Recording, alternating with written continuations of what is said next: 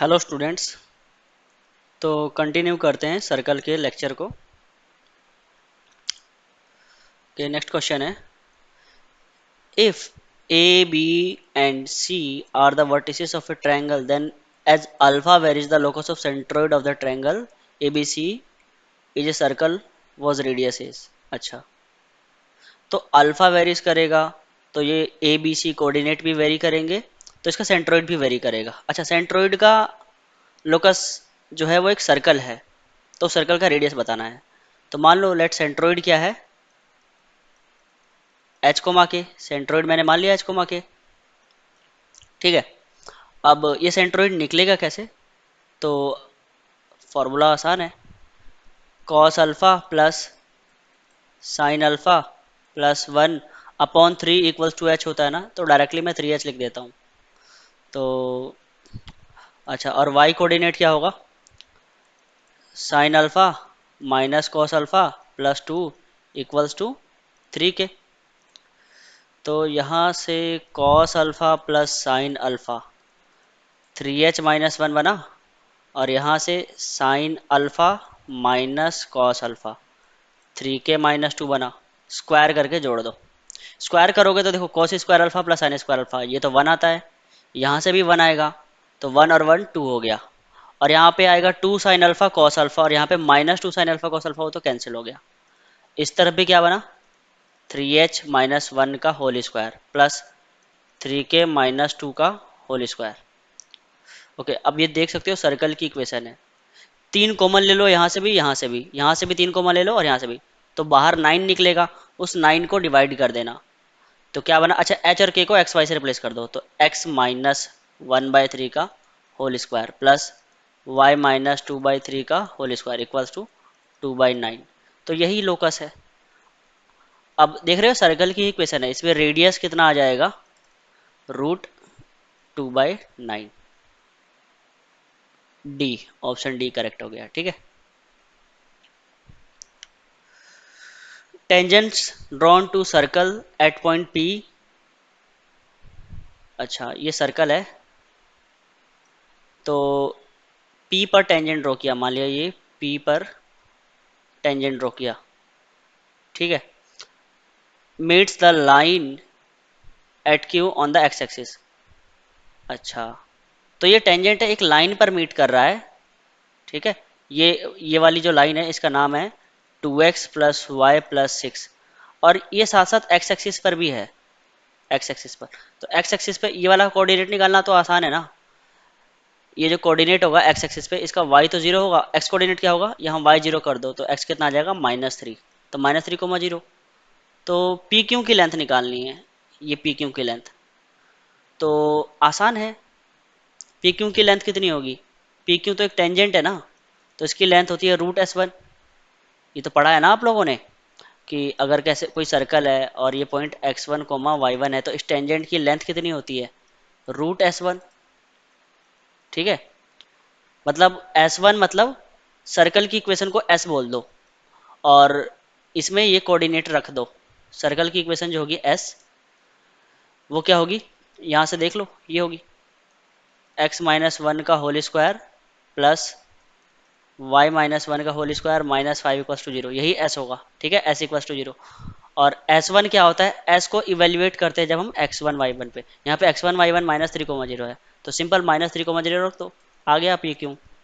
तो root x की जगह क्या लिखूँ मैं, -3, -3 -1 कितना हो जाएगा, -4, और ये 16 हो गया, प्लस y 0 है तो 1, -5 कितना आ गया, ये √12। कौन सा ऑप्शन करेक्ट हो गया, option A, simple.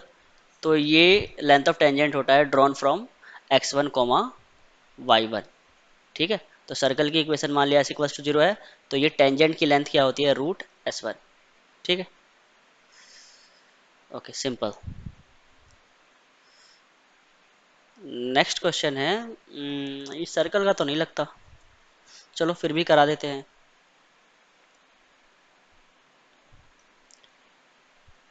A B C D square in which A lies on positive y axis, A positive y axis पे है, मान लिया ए कहीं यहाँ पे होगा, और बी कहीं मान लिया यहाँ पर होगा, ठीक है। तो ये तो साइड है ना ये भी। अच्छा, तो इस पॉइंट के जस्ट अपोजिट पॉइंट पे यहाँ पे होगा कहीं पे, और वो क्या होगा 12,17, 12,17, ये डी होगा। ठीक है, ये जरूर डी होगा।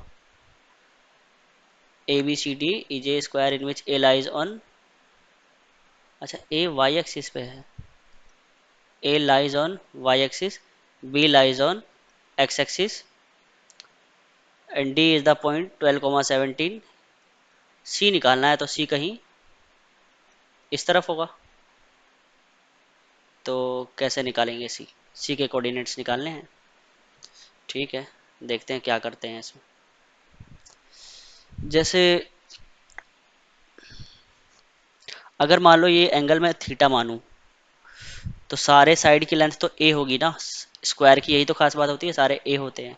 तो जो ये वाला लेंथ होगा ना, ये इतना लेंथ, वो होगा ए साइन थीटा, ये लेंथ। ठीक है, किसी दूसरे कलर से लिख ले, ये वाला लेंथ ए साइन थीटा। ठीक है, सिमिलरली ये कितना होगा ए कॉस थीटा। ठीक है,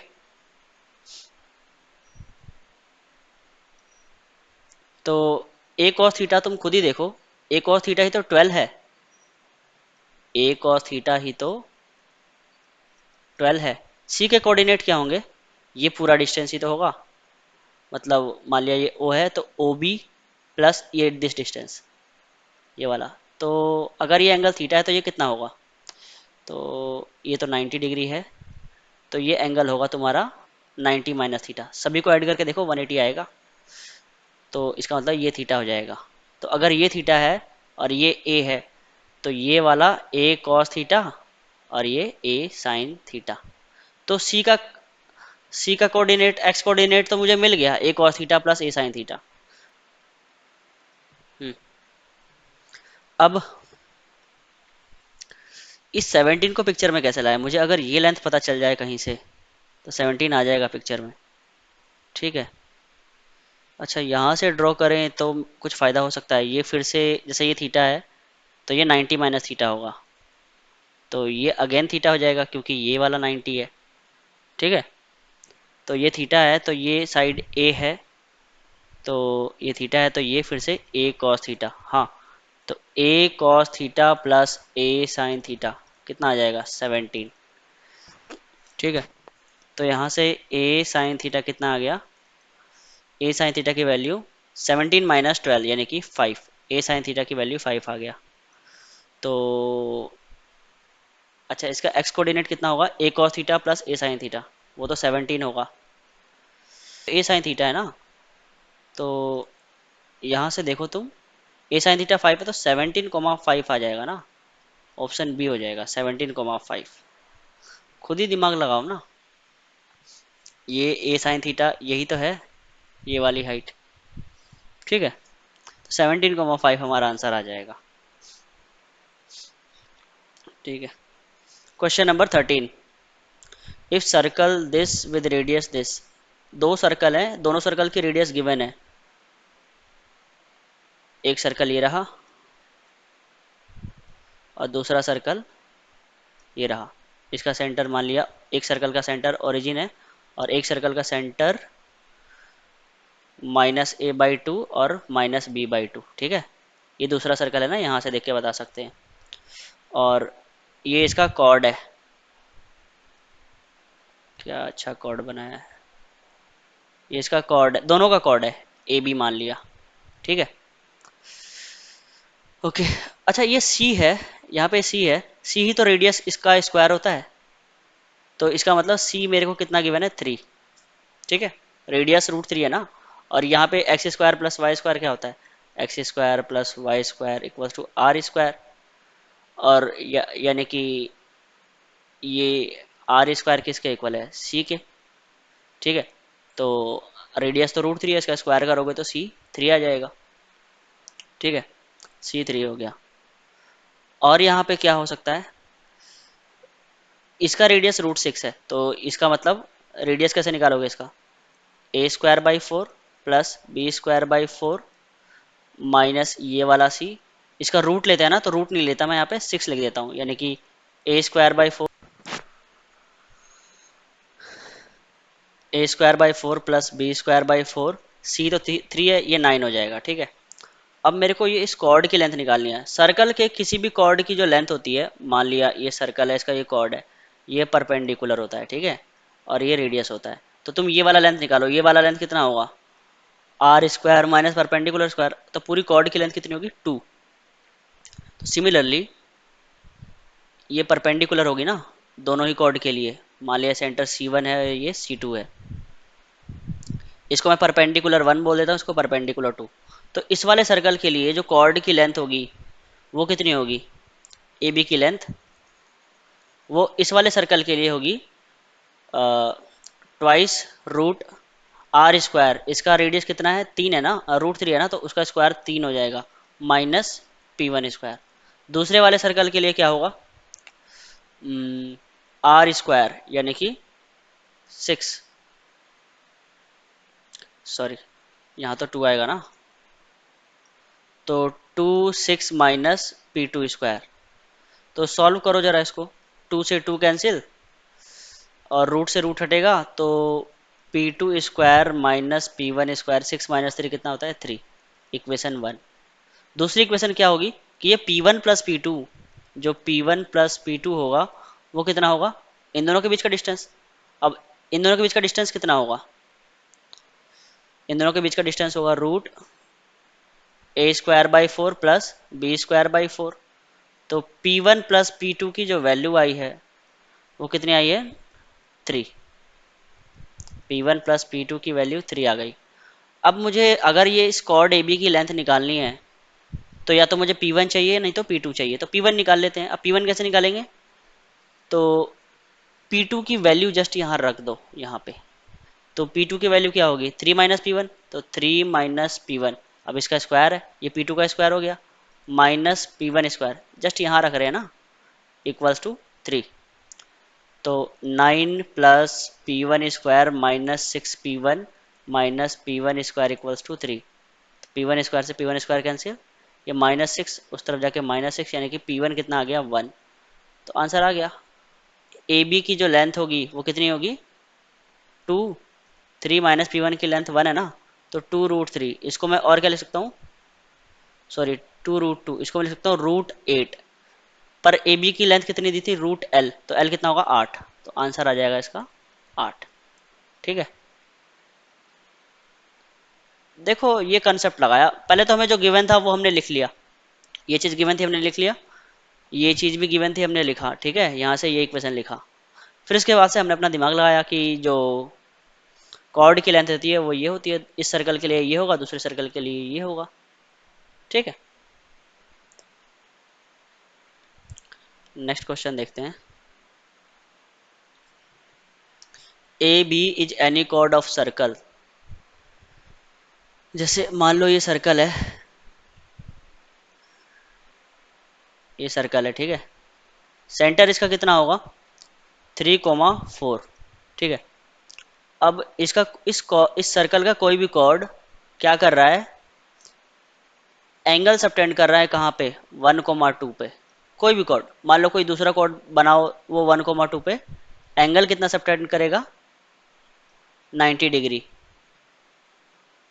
तो इस कॉर्ड के मिड पॉइंट का लोकस बताना है, एच कोमा के मान लिया, जिसका लोकस बताते हैं हम उसको एच कोमा के मान लेते हैं। जैसे मान लिया ये ए, ये बी और ये मिड पॉइंट एम बोल दिया, सेंटर को ओ बोल दिया और ये पॉइंट पी। ठीक है, तो क्या करें, तो सब कुछ लिख लो पहले। मान लो ए को मैं क्या मानूं, x1 y1 मान लेता हूँ, और बी को x2 y2। तो एक रिलेशन तो यही आ गया कि x1 प्लस x2, h तो मिड पॉइंट है ना, तो ये तो 2h के इक्वल आ गया। सिमिलरली y1 प्लस y2, ये 2k के इक्वल आ गया। तो इसका काम खत्म। दूसरा, ये 90 डिग्री है ना, तो इनके स्लोप का प्रोडक्ट कितना होगा, -1, यानी कि y1 minus two upon y1 - 2 upon x1 - 1 multiply y2 - 2 upon x2 - 1, ये -1 होगा। इसको फर्दर कैसे लिख सकते हैं, ये जो नीचे वाले हैं ना, इसको राइट हैंड साइड भेज के इस तरफ बुला लो, तो क्या बनेगा, x1 - 1 x2 - 1 plus y1 - 2 y2 - 2 equals to 0। ये बना। अब इसको कैसे लिखोगे, तो यहां से देखो, एक तो x1 x2 आएगा, यहां से भी y1 y2 आएगा प्लस का, यहां से एक तो -x1 प्लस x2 आ जाएगा। सिमिलरली यहां से -2 y1 प्लस y2, देखो ना, -2 y2 -2 y1।